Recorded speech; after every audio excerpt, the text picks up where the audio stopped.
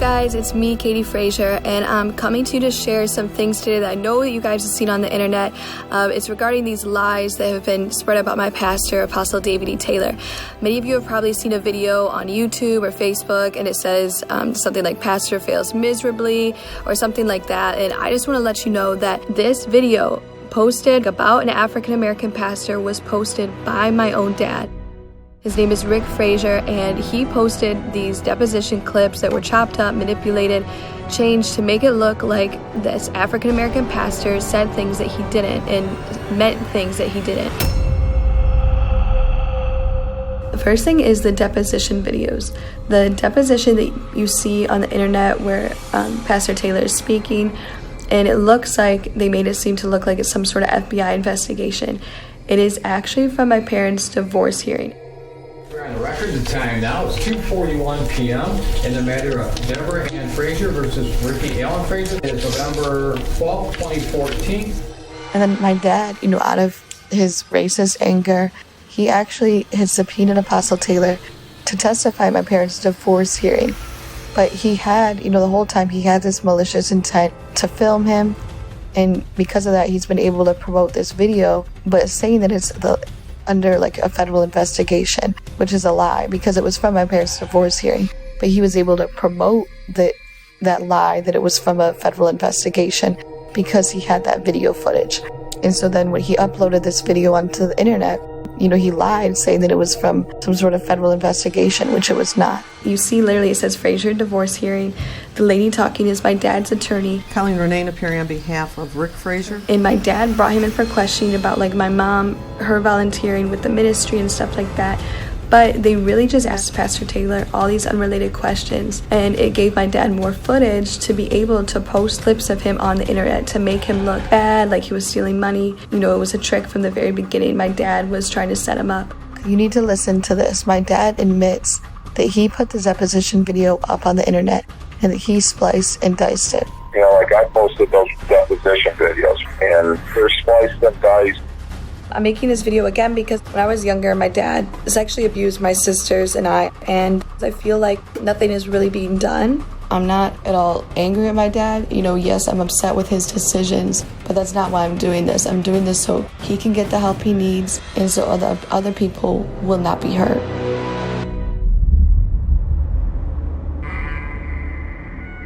The reason I'm bringing up the racism in this is because my dad, I heard him say out of his own mouth, my mom, she supports this ministry led by Apostle David E. Taylor. And when she made a donation a few years back, I remember my dad saying, I cannot believe she gave that money to a black minister. For some reason, for him, race was involved. And so all of you who are spreading these lies, spreading that video about a pastor failing miserably, which he didn't, you guys are all helping and aiding and abetting a man who is racist and who has led a life of crime up into this point. And this is just another one of the crimes that he is committing. So I'm here today to share with you guys just a few of those crimes because he needs to be stopped.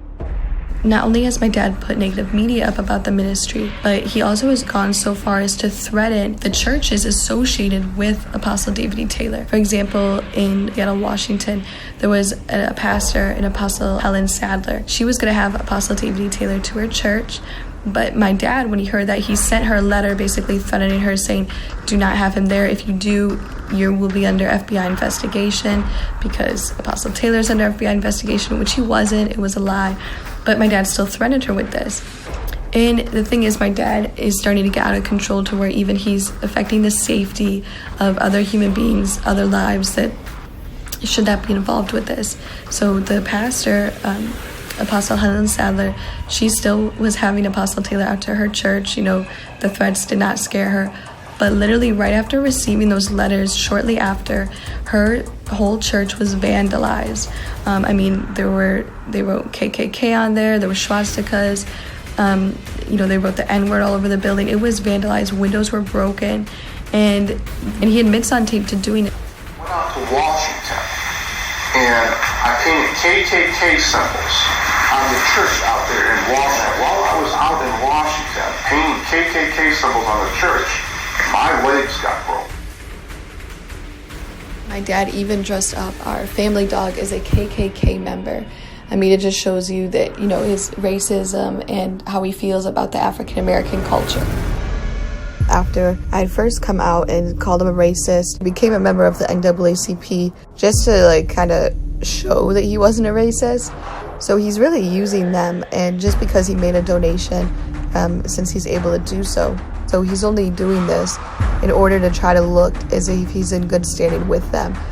And here's another thing, all the crimes he's done, people need to see that he's a true racist. When you're supporting a man like this, when you're supporting lies that he is promoting, you are helping a racist, because my dad, even all the crimes he's done predominantly have been against the black culture and, African American people, except for the crimes, how he abused me and my siblings. He abused these underprivileged kids in Detroit in a camp, and most of the kids there were predominantly African American. Apostle Taylor truly loves all nations and all people. Anybody who came from anywhere overseas, I want you to stand first. Where are you from?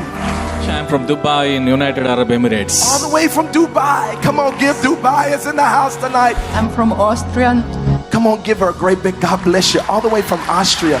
Where else you from? I am from Estonia. Come on, give Estonia a great big God bless you. New Zealand. New Zealand. Come on, give New Zealand is in the house. Brisbane, Australia. Australia is in the house. Paraguay. Paraguay. Portugal. Portugal. Spain. Spain. Where you from? From India. Give her a great big God bless you. Kuwait, Middle East. Kuwait. Kuwait is in the house. The Netherlands. The Netherlands. From China. Come on, give China is in the house. From London, England. London, England. Saudi Arabia. Saudi Arabia. Barbados. Barbados. He brought his flag. Jamaica. Jamaica. I'm from Nassau, Bahamas. Give her a great big God bless you. Where else? Puerto Rico. Puerto Rico. From Switzerland. Switzerland. I'm from Poland. Poland. Yes. Give her a great big God bless you. We come from Norway. Norway. Come on, give them a great big God bless you. I'm from Japan. Stand on your feet. Give them a great big God bless you. Oh, there go Mother Kim, Jenny Kim. She's from Korea. I've seen people come to these services here and they get healed of diabetes, they get healed of cancer. I myself was at one of these services and I was healed out of my wheelchair. I've been so blessed by this ministry personally, and I was healed out of my wheelchair. I see similar people come in wheelchairs, on crutches and canes, and the power of God touches them at these services. And I see other people come and they give their lives to the Lord. Souls are being saved. I was born and raised Muslim, and I read the book Face to Face. Jesus appeared to us. We felt so much peace. We felt so much love. Jesus saved me. Jesus gave me an extension of my life.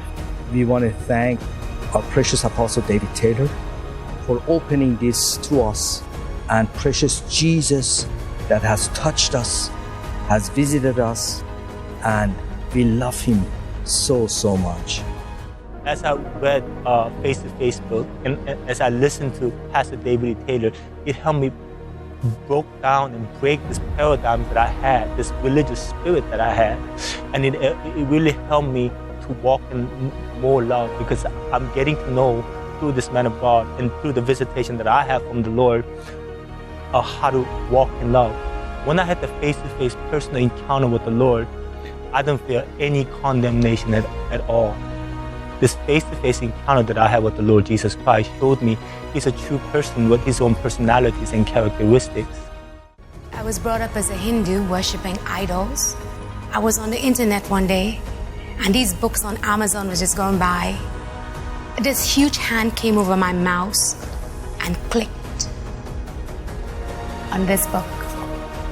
I never heard about Apostle Taylor. I didn't know who he was. And so when I looked it up, he began to say about his encounters with Jesus. And I wanted to know, who is this man who can even give me this?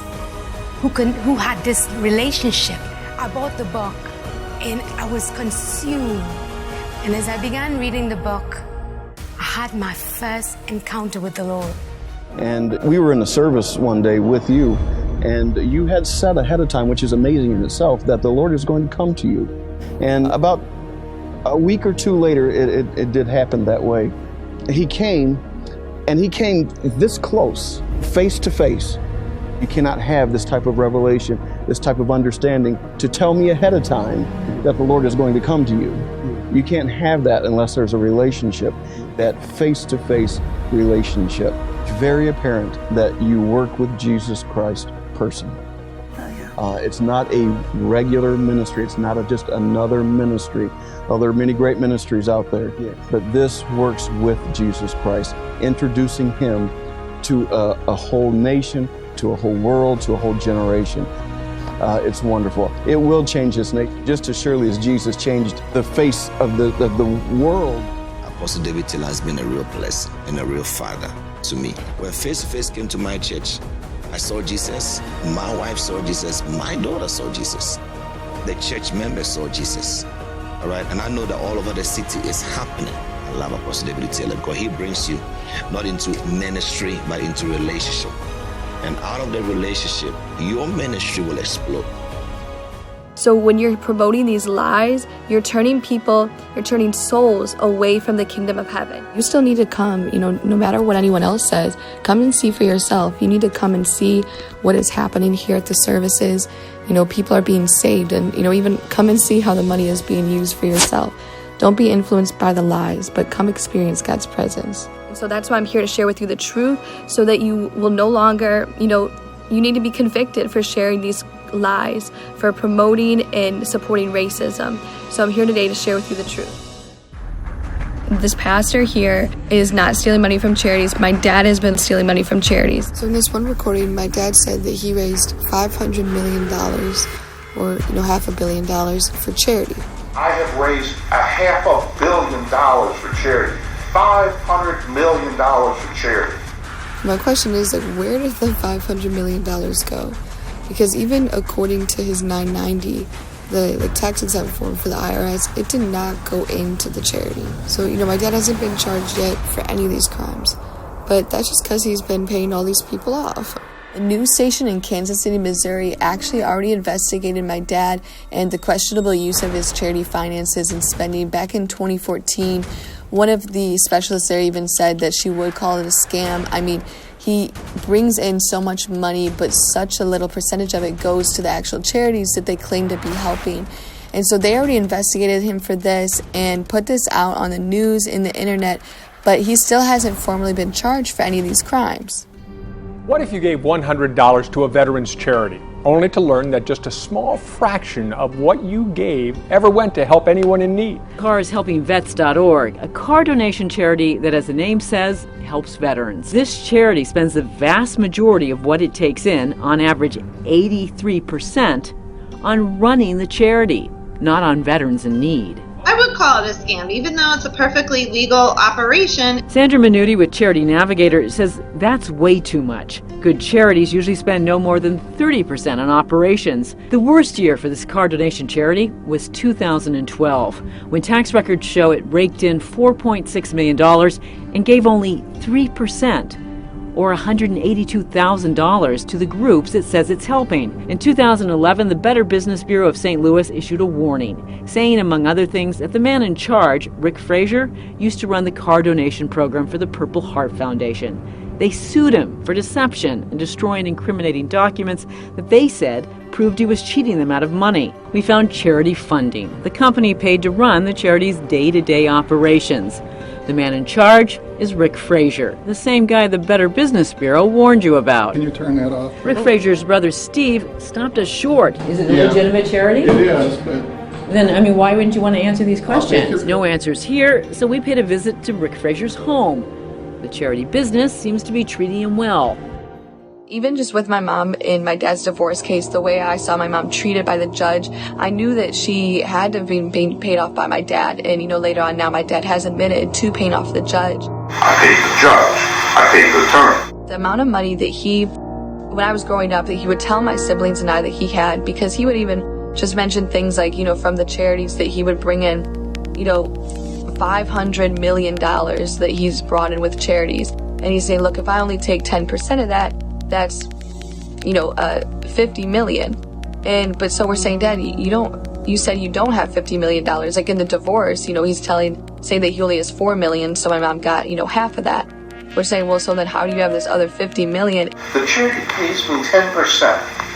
So $50 million provided us a nice house, a nice living. I know that he had accounts overseas that he was investing money in, like in Greece. And so it seemed like he was hiding money, and, that he did not have to, even in the divorce case, that he hid money from my mom and didn't even give her the settlement that she really deserved. And what's crazy is actually, the very thing that my dad has tried to do and accuse Apostle Taylor of, those are actually things that my dad is guilty of himself. With the charity work, with everything, the things that he's been accusing Apostle Taylor of, Apostle Taylor has not done, but my dad has. And he even, he put a false home on there to make you think that Pastor Taylor is spending all this money, when in actuality, the man of God lives in an apartment. That is all he really owns. They show this house that Apostle Taylor lives in, but it's not the house that Apostle Taylor lives in.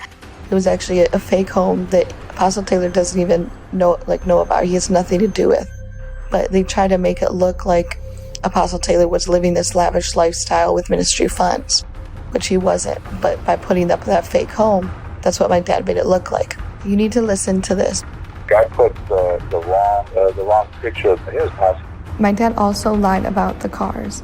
When people have decided to bless Apostle Taylor with expensive cars, he actually gives them back into the ministry. To this day, Apostle Taylor has given all the cars that were given to him back into the ministry. He owns one car, a leased Range Rover, and everything else he has sacrificed. Just like he has with other things. He sacrifices so much to bless people's lives. Even, the IRS, they've investigated these accounting records after my dad had put out these lies and, instigated really like a witch hunt against Apostle Taylor. But after they did the research, the IRS, it was discovered and proved that Apostle Taylor, he told the truth on his taxes and the money spent for the ministry. My dad just continues to promote lies even when the truth has already been found out. My dad continually lies to make Apostle Taylor seem like he's misspending money.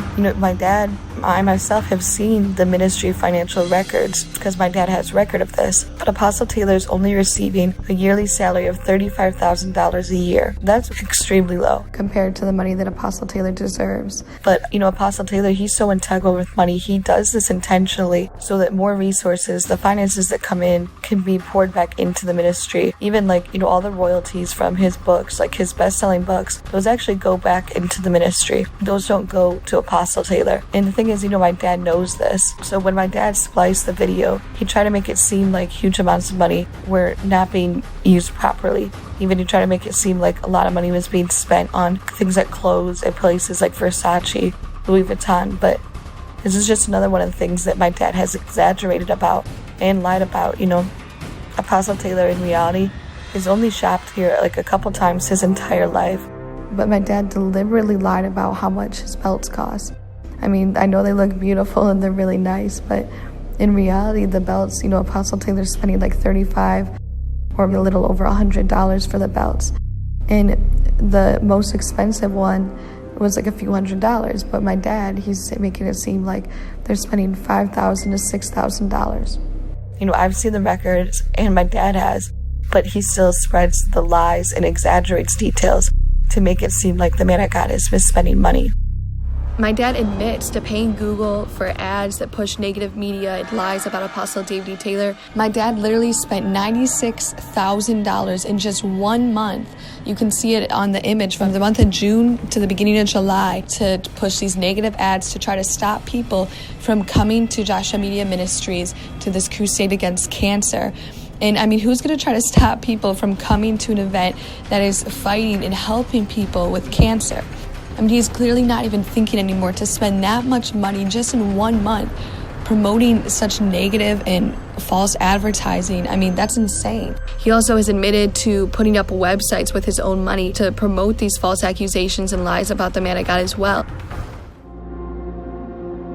Just something that happened, and this gets really graphic and it can be disturbing to listen to, but when I was just about 3 4 years old is the first time I really remember this happening. But I remember my dad and even his friend Paris, who lived with us for a couple years at the time. And they both came into my room. I remember it was late at night. I remember everything about this room now just because of this memory of what happened. And I remember that first they came in and gave me like a Benadryl. They gave me medicine. And so it made me like really sleepy. I just remember they gave me medicine, and then I just felt weird after that. But then a little bit later they came in and they both laid in the bed with me. And that this happened when I was just 3-4 years old. And so this was not like a one-time thing. Like, this continually happened. And my dad, he would always, I remember we moved houses and I got a new room. I even was in a room with my sister. And so I didn't think that my dad would still continue to come and lay in the bed and inappropriately touch me and all that, but it didn't stop. And even then later on, I found out that this had happened to my siblings, to my other sisters, that, that they ended up sharing a room, and my dad would come and lay in the bed with both of them and do the same exact thing. And so, I found out that this was happening to my sisters, and then later I found out that this had been happening to other boys. But the thing that is difficult, almost hardest about this, is that I had gone, when I was a little girl, 4 or 5 years old, and then later on, a few years after that, and a few years after that even, multiple times gone to Child Protective Services. But I thought, I trusted him because he was my dad, he was coming from this place of love, but he didn't love, that's not normal the way to be loved like that. And so then I see that I've gone to Child Protective Services, but nothing was done. And this was all swept under the rug from, my testimony, from my sister's testimonies. And now later on I find out, it makes sense because my dad admits to paying them off. Yeah, but here's how I've got away with it. I pay everybody. I paid that police officer. I paid the CPS people. I keep paying all these people, and all these people just kind of keep coming out, I keep slipping them up. I paid the judge. I paid the attorney. I paid the GAS. Okay? But just the fact that, someone who is in place in the government to help you could be so corrupt as to just sweep this under the rug to where it continued to happen, not just to me, but then I found it happened to my sisters. And, even just recently I've been, I knew about my dad molesting boys. This camp for younger boys in Detroit, he served there from like 1979 to 1986. And I remember hearing, my dad had to leave the camp because they found out about his sexual indiscretions, and there had been reports that boys said that he was molesting them, that my dad had been molesting them. So I remember hearing about that a few years ago. But then recently I've been actually able to connect with some of the victims, with some of the men, to hear testimonies from other men. And these are grown men, we're talking, they're now 40, 50 years old. And they still struggle. If they hear my dad's voice on the radio, or if someone mentions his name, they still relive the things that he did to them at that camp that he was at. And people come forward, but it took 7 years for him finally to say, you know what, okay, I'll resign. At that point, there was enough evidence that the camp they had to let him go at that point. Here are some of the actual court documents where Rick Frazier was molesting little boys. My relationship with Rick Frazier started while I was the age of 12. That summer, I attended the Joy of Jesus summer camp. Rick was my camp counselor. The other side of Rick Frazier confused and hurt me as a child. Rick Frazier made sexual advances and masturbated close to me. He also asked for actual sexual contact with me when I was almost 19 years old. My dad actually admitting to one of the boards that he was actually kicked off of, but to one of the charity boards, he was explaining them in detail, his indiscretions with men, even how he would, ask men if they would have sex with him and offer them money, up to $100,000, we're talking thousands of dollars, $100,000 easily.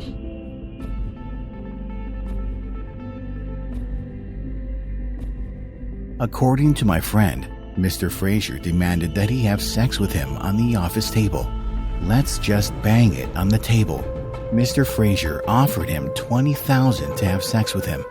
When he refused and tried to leave, Mr. Frazier raised the offer to $80,000. I am aware that Mr. Frazier paid Paris Harmond a six-figure salary, and Mr. Harmond did not work for charity funding. I have heard that Mr. Harmond was a former male stripper. Mr. Frazier told me to go to the file cabinets and pull certain files. When I was facing the file cabinets, Mr. Frazier jumped up behind me, grabbed me from behind, and thrust his genitals into my buttocks, and also groped my genitals with his free hand. Mr. Frazier said, "Come on, let's just do it on the table really quick." Behind closed doors, my dad is a homosexual.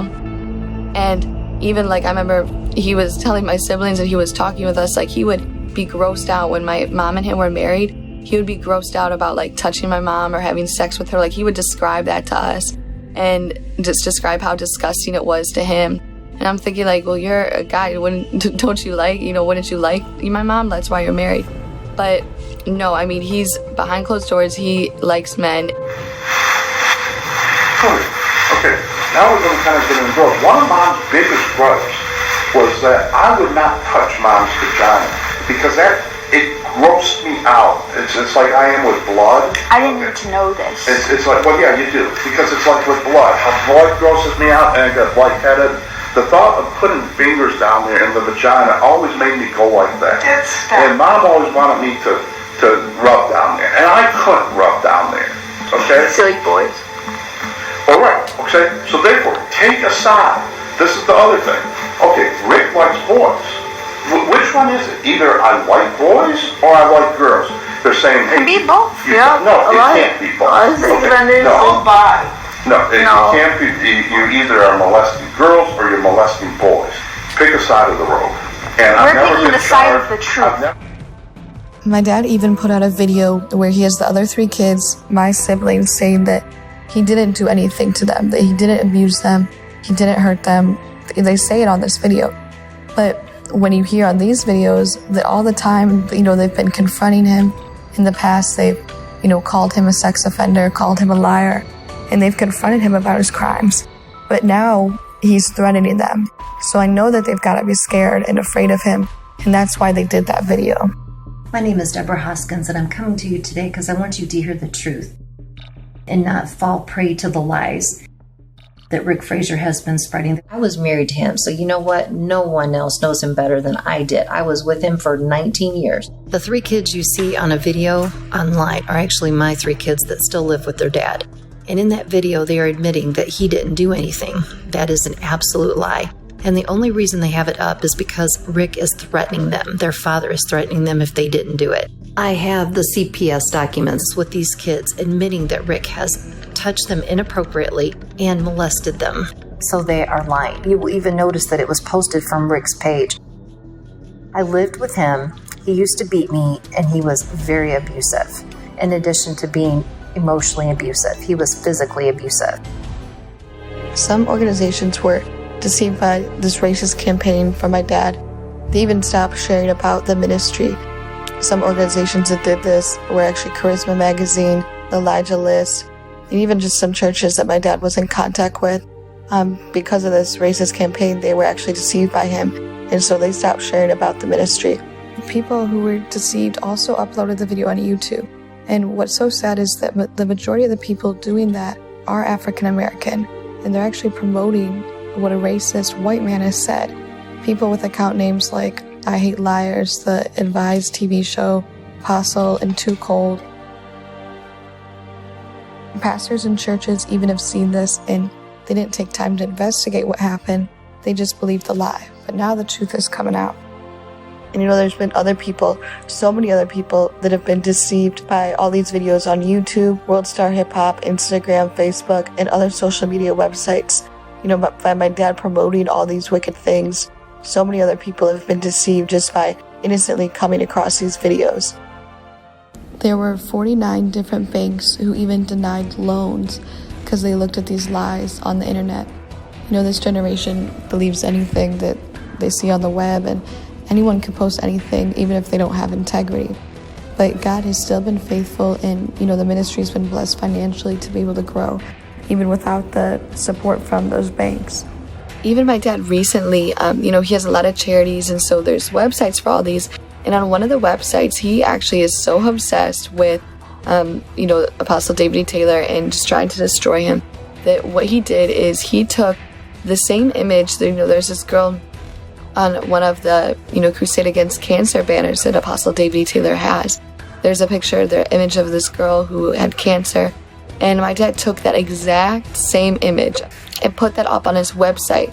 The same website that is for the charity that he's stealing money from. And so he's using the exact same image that Apostle Taylor uses, but my dad is actually using it to bring in money and steal money from charities and manipulate people and make them think that their money is going to helping someone with cancer like that. But in reality, as I've seen, that the majority of the money that comes into the charity actually goes to my dad. And now, since I've been speaking out about this, and I've been, I saw the crimes that my dad was committing and how he was, just stealing the money from charities, not doing that properly, and I've been confronting him about, his molestation of young boys, even from such a long time ago, and then even how he abused me and my siblings. Just since I've been doing all of this, I feel that my life is in danger. Just since doing this, even my dad, he sent me messages and how I can never come back to his house again. Like, he's just upset at me, and I knew that was going to happen. But because of how he's so closely connected with, his brother, Michael Frazier, is Deputy Chief of Police here in Royal Oak, Michigan, and just how he's connected with other officials. I feel like, if I leave the house or if I go somewhere, that my dad might try to, have me picked up or have me arrested just for even something menial, but just because he has the power and the people in his pocket to be able to do so. So, I'm scared because I know my dad has gotten away with this for so long, and he's not going to want to go to jail. So I wouldn't put anything past him to try and stay out of jail, even if that meant, doing something to me or harming me to where this testimony couldn't be shared further. I found out when he paid so many people off, he paid CPS, and that made sense. And now, my siblings are being forced, my siblings that live with him still, they're being forced to lie and to cover for them. He's threatening them that they can't call him a criminal even though they know he is. They can't call him a sex offender even though they know he is. So they've even had to come out and lie and protect him. But I know they're just scared because this is the same dad, the same guy that I know that abused me and then also abused them, and they still have to live with him. So how do they get this thing? I'm a criminal. Okay? You've gotten away with it for so long. That statement right there. I've provided you guys everything, and nobody's given me the benefit of the doubt. Nobody's saying, what, my dad is a good dad. You can't buy us with money. Exactly. And so that's where things are going to drastically change. One thing is over. Your phones will be disconnected today. You'll no longer have devices. You most likely will be going to public school. You'll have no car. You'll have no basketballs. You'll have no extracurricular activities. You'll go to school. You'll come home from school. Life as you guys know it is over. Even, he's been getting other people involved in this too, to bring, they've been threatening the man of God's life, Apostle David E. Taylor. And just so you're aware, there are others who, are working with my dad and aiding and abetting him. Larry Lunsford, Pastor Kurt Malese, Billy Lisa Hody, Chris Goodwin, Chris Sorensen, Nettie Parks, Kimberly Ruby, Paul Wilkerson, Michael Johnson Sr., Carolyn Wilson, Kelly O'Connor, Thomas Sanchez, Megan Kirby, Melissa Coleman, Sam and Christine Elledge, Marlon Reed, Jeremiah Upshur, Steve Upshur, Jennifer LeClaire. And so all of these names have been given over to the FBI, and the FBI said that they would be indicted for any criminal behavior or hate crimes that they participated in. There's this one guy named Jeremiah Upshur and Jason Walters. They've threatened Apostle Taylor's life, and the people who go to the church there, they've threatened their life as well. And, even bomb threats saying if people come up here, well, we're going to, stop everyone from coming up there. We're going to blow it up. We'll come in and shoot them just so they can't be there. Just terrible things like that, and threatening the lives of people just trying to come to church. And even I know they've gone so far as to try to stalk the house, stalk Apostle Taylor and find the house and just that he lives at. The one in Taylor we put out on the website. Back of the house with the swimming pool, that's it. That's on the website of the house. They lived in St. Louis. We put it on the website. We put the address on the website. I put the wrong picture of his house. This is the entrance. This is one road that goes back into David E. Taylor's townhouses. All right, Jeff and I are here. We are in David E. Taylor's apartment complex, townhouses, I believe what these are. This is it. They've been, just stalking him. They're completely obsessed, but it's becoming violent. And my dad, he's getting these people involved because of his obsession, so he has the finances, he's helping support it, and he's connecting all these people together that just have violent, ulterior motives. And even, they bash Apostle Taylor on YouTube and social media, and it's even encouraging other people, like even strangers who don't really know what's happening, then they see these lies and, they might just be a violent person. And now they're threatening the man of God's life. They're threatening the people at this church's life. So it's getting really out of hand because of how my dad is supporting, this negative media, is paying for these Google ads, is paying for these websites, how he put up the deposition. It's really, there's people's lives are at stake here. And, even a couple of them, Jeremiah Upshur, and my dad, Rick Frazier, even decided recently to form a protest against the 2018 Crusade Against Cancer in Taylor, Michigan, to try to stop people from physically even going into the building. I emailed Rick Frazier today about, what he wants to do, because really this was his idea to begin with. I said, hey man, look this over, because I want him to like. If JMMI, if we can catch them by surprise, which I'm hoping we do, I bet some of them are going to be so mad. They might come out and get themselves arrested. They might be so upset. Because see, my guys, they're the type that want to go and fight. They're the type that start getting violent. So it's going to be kind of fun, actually. I'm starting to look forward to it. We're really going to push the envelope on this. I don't know. I'm just kind of looking forward to this. Rick and I were talking about the layout of the building yesterday and where the main entrances are. And we're just going to have our people all over the place, but especially by the entrances. And so Rick Frazier, his brother, is a police chief in one of the nearby cities. And so that's kind of the connection. Rick Frazier's brother is setting this up with the Taylor police. I'm like, yeah, man, let's go do this. Why not? I'm just going along with what he wants to do. Rick, he's the one lining up with the police and all that. So many people involved who have just helped my dad cover up and get away with these crimes. And so now I have proof of this, how he's been working. Even, his brother, I was scared before because his brother is the deputy chief of police in one of the cities here in Detroit. And so it's just so many people that I couldn't even go to that, you should be able to go to law officers and people of the government, but I couldn't because they were all in his pocket. And that's one thing, my dad, if there's a way, if he can buy someone off, he will do it. And so many people let him, they'll take his money just to let him go off and turn their cheek to look away from the crimes he's doing. But I'm not going to do that. I'm not going to be bought off.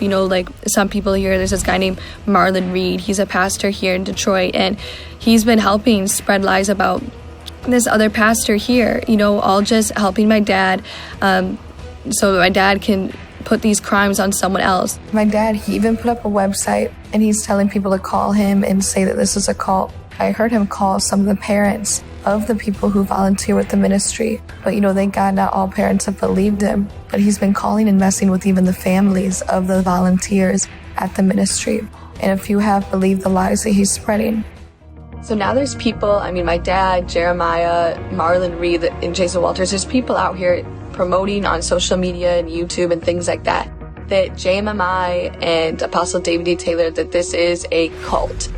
That's crazy. First of all, if you even just look up the definition of a cult online, it's so vague. It literally just says a small group of people who have religious beliefs that other people disagree with or that differ from or estrange.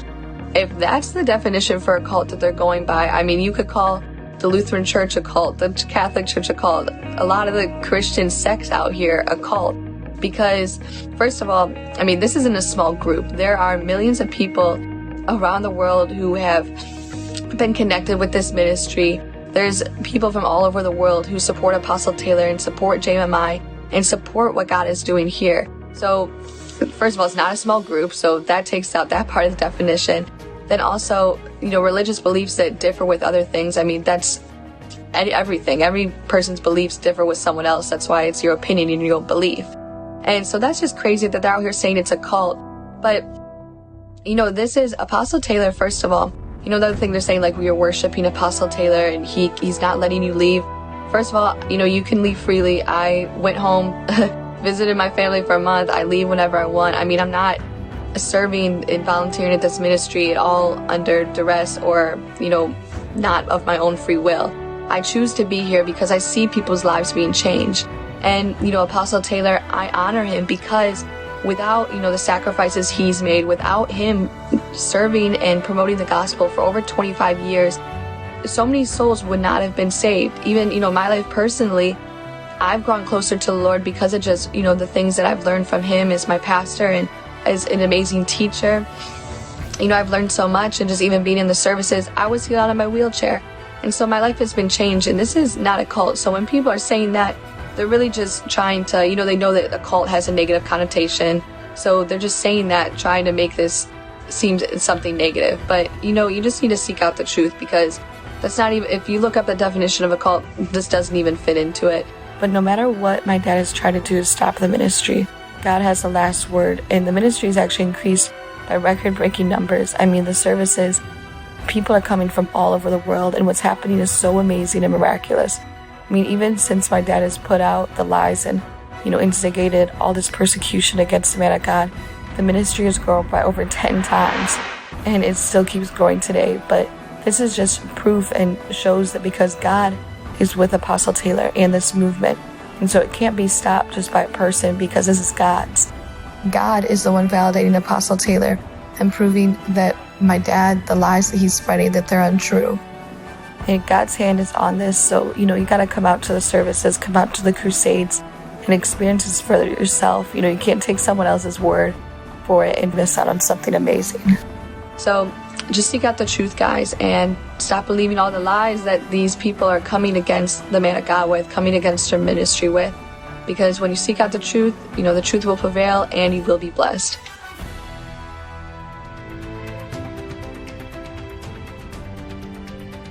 I don't know how to hold no hate in my heart against anybody. And this man who's doing this, I still love him no matter what he's doing. And I want him to know I forgive him. I just want to hug Katie and Deborah just for closure. I love you guys. Come on, give God the glory.